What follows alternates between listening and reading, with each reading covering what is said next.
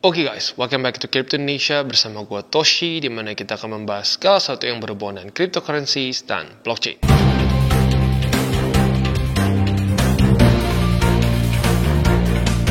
Oke, jadi pada hari ini guys, kita akan ngobrolin mengenai e-commerce ya. E-commerce ini bukanlah suatu hal yang sering dibahas di dalam ya, crypto in general begitu. Orang sukanya itu atau buzzwordnya itu adalah AI, RWA, play to earn ya. Lalu apa lagi ya? Ya itulah mungkin 3 yang paling besar yang sering kita dengar ya. Tetapi e-commerce kita kayak nggak pernah dengar ada orang yang pengen fokus membuat e-commerce di crypto world begitu. Padahal e-commerce di 2022 itu berarti udah 2 tahun lalu ya. Itu aja sebesar 18,98 triliun US dollars si market value-nya. Jadi actually quite big ya. Dan bahkan dia prediksinya itu di 2030 akan mencapai 47,73 triliun US dollars dengan annual growth-nya sebesar 12,22% per tahunnya ya. Nah, buat lu yang mungkin bingung, Bang, e-commerce apaan sih, Bang? E-commerce itu contohnya adalah seperti Amazon ya, lalu seperti Alibaba, ada juga JDID mungkin ya, lalu juga ada eBay dan seterusnya. Buat di Indo paling gampangnya Tokopedia deh, Tokopedia, Shopee, Bukalapak, Kaskus beda ya, itu nggak actually ya ada sih marketplace-nya tapi nggak benar-benar kayak Amazon gitu. Kalau di mana mereka fokusnya jualan, kalau Kaskus kan mungkin lebih sedikit ke ada juga bikin komunitas dan seterusnya. Nah, jadi ini sebenarnya lagi-lagi adalah suatu market yang cukup lukratif begitu. Tetapi di kripto sepertinya nggak terlalu banyak yang melirik gitu. Nah, jadi masuknya adalah ke suatu blue ocean ya. Apakah ini bisa berpulang atau enggak? Ya mirip-mirip kayak gini deh. Zaman awal-awal dulu e-commerce gitu kayak si siapa namanya Bezos awal banget dia buka Amazon, banyak yang sangat skeptik. Orang bilang, orang ngapain beli buku secara online, orang kan beli di toko buku gitu. Sama juga mungkin seperti dulu, wah Tokopedia, Shopee gitu ya, waktu pertama buka, wah emang aman ya kita main kirim aja uang dan seterusnya. Nah, jadi tentunya pasti akan ada skepticism. Apakah ini bisa atau enggak, ya bisa diimplementasikan ke dunia kripto atau enggak, kita akan bahas. Dan otomatis itu berhubungan juga dengan review kita pada hari ini, yaitu suatu cryptocurrency project yang bernama Artemis. Jadi Artemis ini ingin menjadi the first bisa dibilang the first e-commerce di dalam dunia kripto atau mereka mereka berambisi ingin menjadi the Amazon, menjadi the eBay of crypto world seperti itu ya. Nah, tetapi sebelum kita masuk, seperti biasa gue akan disclaimer dulu bahwa semua konten dari TCI bukanlah financial advice. Ini semua bentuknya adalah edukasi ya. Nah, dan Artemis ini sebenarnya sudah di ini ya, mereka itu kalau secara roadmap itu kalau nggak salah sudah ini ya, dia tuh di fase berapa gitu, gue lupa. Tapi intinya dia sudah ada masih pre-sale tapi sudah berjalan. Nah, untuk sampai next price-nya itu dia dalam 7 jaman lagi lah ke depan. Nah, by the time ini di-upload nggak tahu, lo harus lihat sendiri udah tinggal sisa berapa jam ya. Tapi intinya ini sedang pre-sale. Nah, untuk mengikuti pre-sale-nya seperti biasa sih caranya lo konekin wallet ya. Lo pakai MetaMask, udah gitu tinggal pilih mau belinya pakai apa begitu. Tapi karena ini bentuknya pre-sale, lagi-lagi gue ingatkan, ini bentuknya otomatis akan lebih beresiko dibandingkan kita invest in Bitcoin or Ethereum ya, otomatis akan lebih besar.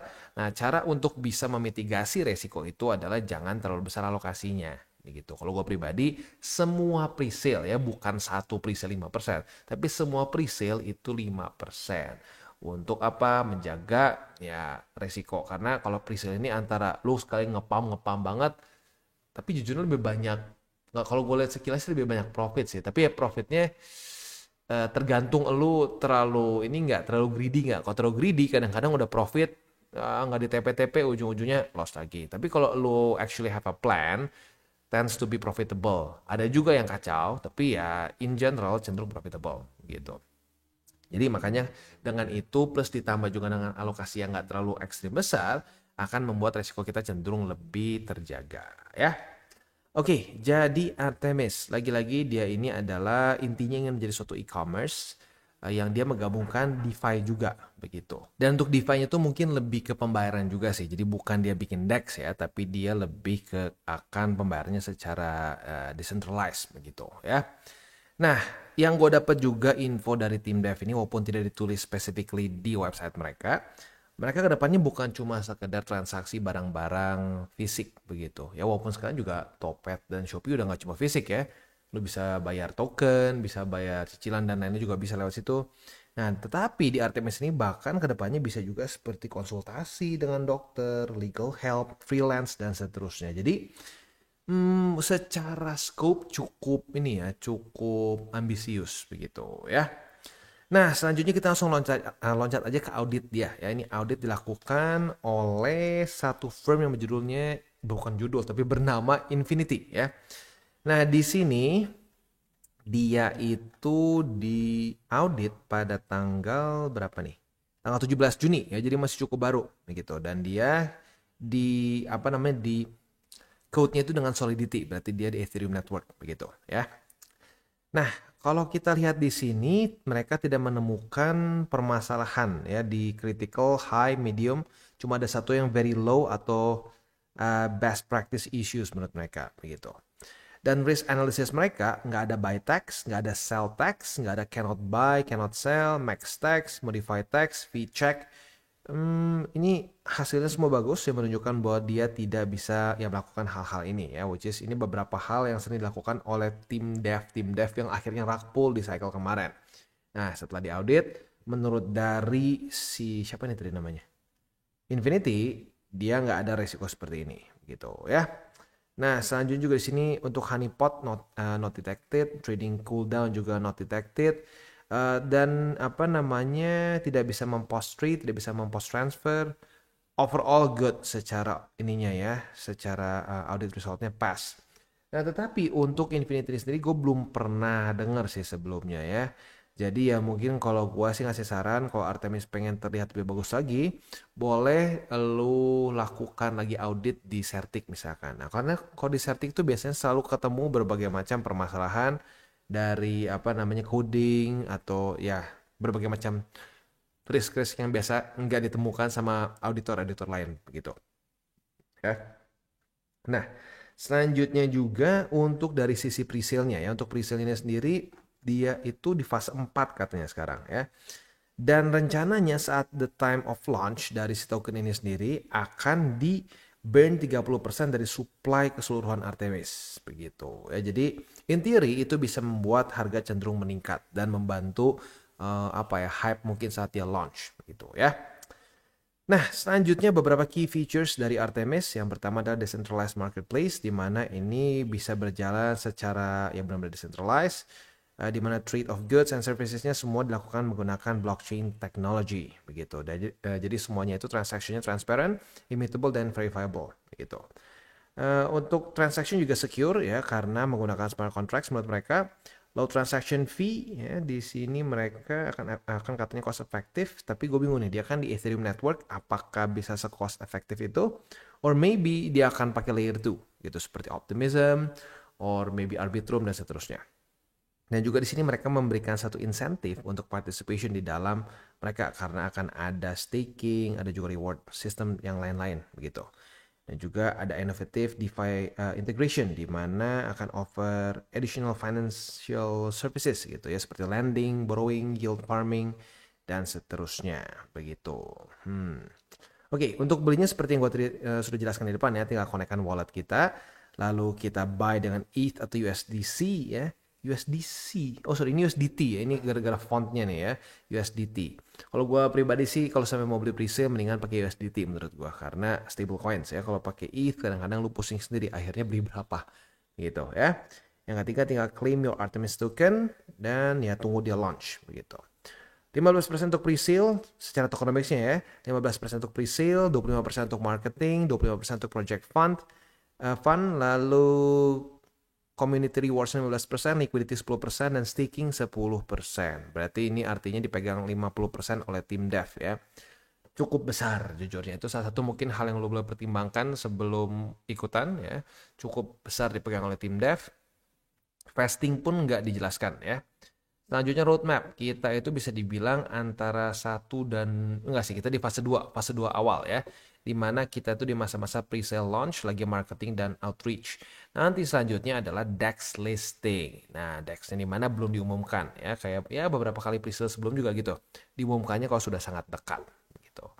Nah, buat lu yang sudah sering ikutan pre-sale, ini ada DEX dan CHEX. Jadi mending gimana nih? Kalau gua pribadi sih ya, DEX ini kalau bisa saat dia listing, lu modal udah beres, modal udah aman, sisanya lu mau TP semua di DEX, waktu listing di DEX boleh, mau lu sisain sebagian di CHEX boleh, mau lu semua profit lu nanti lu TP di CHEX juga boleh, karena lagi-lagi itu cukup vary ya, ada yang DEX listingnya lumayan naik nih, terus koreksi, udah CHEX makin gila, ada yang malah waktu DEX listing ngedam, dikasih CHEX tambah parah, ada. Jadi lagi-lagi kita nggak pernah bisa tahu bakal bagaimana. Makanya cara terbaiknya adalah jaga resiko dulu.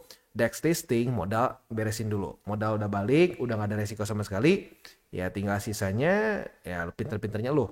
Lu pengen tunggu sampai CHEX boleh, lu mau TP semua sama profit-profitnya boleh.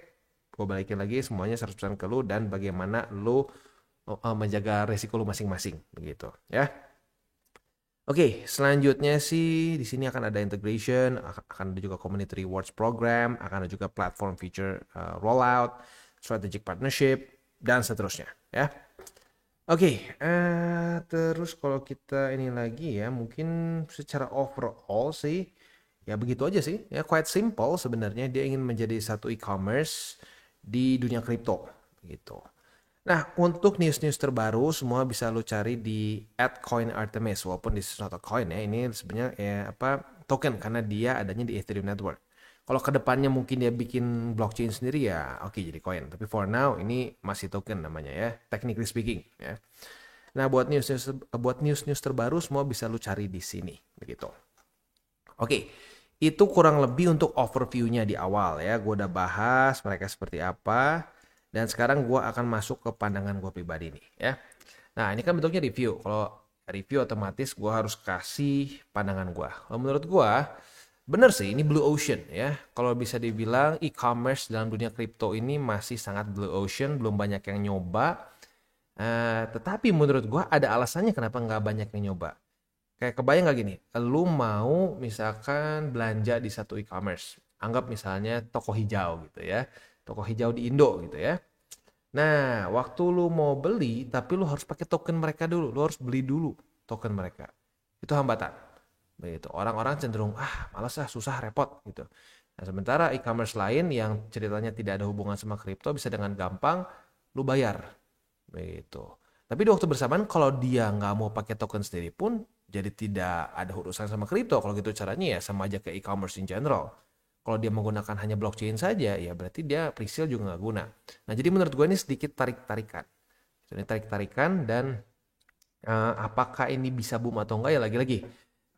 Kita nggak pernah bisa tahu masa depan. Kayak contoh gini, Amazon itu dulu sempat dikritik habis-habisan oleh Harvard Business ini ya pokoknya apa namanya jurusan bisnisnya di Harvard gitu dibilang it's not gonna be a successful business business system gitu katanya. Tapi pada faktanya Amazon bisa berhasil gitu. Tapi untuk sekarang kalau dari sudut pandang gue melihat dari kriptonya dan dibandingkan dengan e-commerce yang tradisional ya bisa dibilang itu hambatan utamanya sih ya. Orang misalkan mau beli nih, mau belanja di Artemis tertarik misalkan dia pengen ya belanja misalkan buah-buahan atau apalah gitu ya. Mungkin sekalian juga ke depannya mau konsultasi legal gitu di sini karena ini lumayan besar juga itu nanti kita bahas juga di belakang ya beberapa poin yang penting juga. Nah yaitu dia harus beli dulu si tokennya sementara tokennya itu sendiri ya otomatis volatile karena dia akan listing dan ini bukan stable coin. Nah kalau lu mau beli atau lu belanja in general pakai pakai kripto itu ya jangankan satu small cap Ethereum aja atau BTC aja sulit begitu kayak lu yang pernah mencoba untuk beli NFT di masa-masa gila NFT di 2021 ujung-ujung ditanya tuh harganya berapa bingung lagi karena oh ya gue belinya pakai Ethereum ya Ethereum naik turun nah itu juga salah satu hambatannya ya apakah mungkin dia akan bikin stable coins di tengah nanti ya I don't know ya itu salah satu hambatan utamanya. Nah selanjutnya adalah dia misinya itu bukan misi ya, apa ya, dia itu secara cakupannya besar banget gitu. Dia pengen ada jasa seperti legal help, ada consultation doctors, freelance. Nah, kalau biasanya kita di dunia tradisionalnya ya kita tahu ada Halodoc. Halodoc kepisah sama Tokopedia, kepisah sama Shopee. Nah, alasannya kenapa ya? Mungkin untuk bisa fokus di satu bagian tertentu di market tertentu. Nah, apakah dia dengan terlalu besar semua dihajar ini bisa nge-boom atau enggak? Nah, ya sulit lagi gitu. Itu masih tanda tanya juga menurut gua. Apakah bisa atau tidak seperti itu ya? Nah, itu jadi beberapa hal yang mungkin menjadi concern gua sih, begitu. Nah, makanya karena dari itu beberapa concern yang gua lihat, kalau gua pribadi sih melihat ini sebagai suatu peluang ya jangka pendek. Seperti biasa aja lah, kita treat it as pre-sale in general aja, begitu. Karena gini, gua ada beberapa pre-sale yang gua pernah bahas di beberapa bulan lalu yang secara apa namanya, yang secara fundamentalnya menarik gitu. Ada beberapa lah, gua nggak mungkin bahas juga lagi di sini. Kalau dibahas mau kepanjangan ya. Nah, itu menarik gitu. Itu mungkin kita bisa melihat, oh ini masa depannya bisa begini-begini. Nah, kalau Artemis gue masih belum kebayang nih apakah bisa punya fundamental yang sound atau tidak begitu ya. Jadi makanya untuk Artemis sendiri gue melihatnya sebagai potensi jangka pendek. Kita kalau sampai lo tertarik untuk beli pre-sale-nya ya lo beli. Udah gitu tunggu sampai dia di tahap ini ya, tentunya di tahap DEX. Nah di DEX gue sarankan sih kalau bisa lu modal udah beres dulu, nggak usah mikirin modal lagi. DEX-nya udah waktu dia listing di DEX lu udah TP modal. Sisanya lu mau profitnya di TP di CEX boleh, TP semua di DEX boleh, gue balikin lagi ke masing-masing ya. Oke, itu kurang lebih gambarannya untuk Artemis begitu ya. Nah, apa namanya? Jujurnya ya sih, ini benar satu market yang luar biasa besar. Kayak contohnya gini, gue pribadi pakai e-commerce itu dengan rutin begitu ya. Yang warna hijau, yang warna orange ya, mau Shopee, mau Tokopedia, pakai semua ya.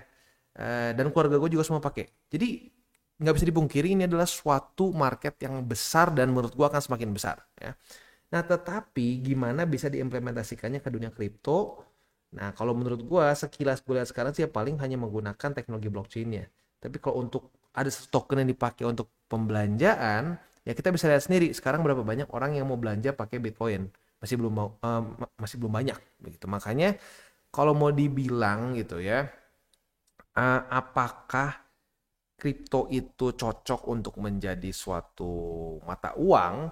Kalau dalam apa ya, dalam definisi modern mungkin kurang cocok karena tidak stabil terlihatnya ya. Sama kayak lu jual beli pakai emas juga kan sekarang repot gitu dan technically illegal juga begitu. Nah maka dari itu ya kita nggak bisa pungkiri masih cukup banyak hambatannya. Maybe in the future akan ada aturan baru dari negara apalah yang mungkin bisa membuat kripto ini bisa benar-benar menjadi currency. Tapi kalau ngomongin politically speaking itu kayak nggak make sense buat negara pengen seperti itu ya. We'll see in the future lah seperti apa. Tapi tetap gue harus bilang ini e-commerce ini adalah suatu untapped potential yang mungkin kedepannya bisa mulai di dalam tanda kutip dirasuki oleh apa namanya crypto world gitu ya. Oke, gue tutup video ini dengan 3 golden rules seperti biasa ya. Jangan pakai uang panas, jangan over leverage, dan berpikirlah jangka panjang. Dan buat kalian yang belum nonton DCWT atau Daily Charting with Toshi, bisa klik di sini, di mana kita akan daily chart your favorite cryptocurrencies. Dan buat lo yang mungkin masih bingung cara baca chart, candles, dan hal-hal mendasar lain, bisa juga klik di sini, ada tutorials with Toshi. Dan buat lo yang belum punya akun di berbagai macam exchanger, bisa cek link reflektor di bawah. Dan jangan lupa juga untuk join Telegram group kita, di mana kita bisa ngobrol-ngobrol santai mengenai dunia cryptocurrency secara 2 arah. So jangan lupa untuk like, subscribe, click the bell icon, and see you on the next video.